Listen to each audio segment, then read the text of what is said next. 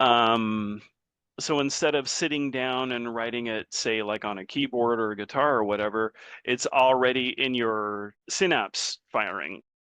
You're like, I already know what happens next. This is how I solve, Right. this is how the momentum of my thought process goes. So this is how the momentum of my writing process goes.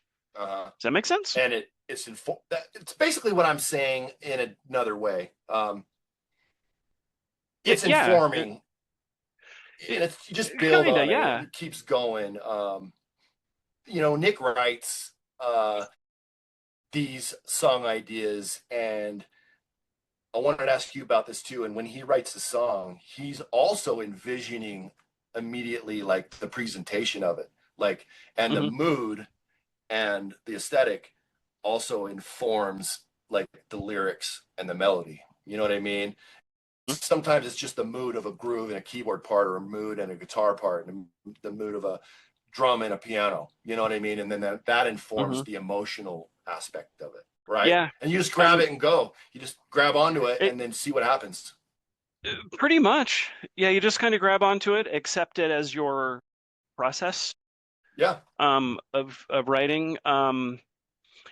One thing though is that can become a trap as well, because if you hang on to that at all times, you're not going to try other things necessarily. If you get too comfortable with that process, agreed. does But that make again, sense? that you grab onto it and go, but then that informs the next part, the next part. So yeah, no, I totally agree with you. Actually, I've never Yeah. felt fallen into a trap. Well, I don't have enough experience, but I don't feel like I'm falling into traps of that nature. I just think that if you go with your instincts and let it inform your next idea, it can build. It'll build in a Yeah, good way. it will build a good track. Right.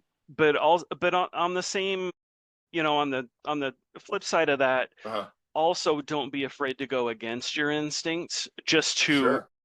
Sure. like if you envision yourself as a rubber band, that this is how you're writing songs, you get creative, you're like, "Ugh," and then you get comfortable with that, but you're only used to stretching this much. If you if you say, no, I'm doing something different, you're going to broaden your own writing style, and sometimes going against your Your instincts instinct. Yeah. is That's a great good, point. you Yeah, know? that's a great point. I mean, I'm not saying always do it because every song is going to sound like a Maynard song, Right. No, but I think that's super valid what you're saying. I but actually think that's a great idea, and I think you should definitely consider that. Here's my instinct, but I'm going to do this instead. Again, but that yeah, instinct is informing your decision to do something different as well, right? So for the young songwriter, I think it's just a matter of jumping on that train and seeing what happens, right? if you're a young songwriter, let us know that you're watching this video because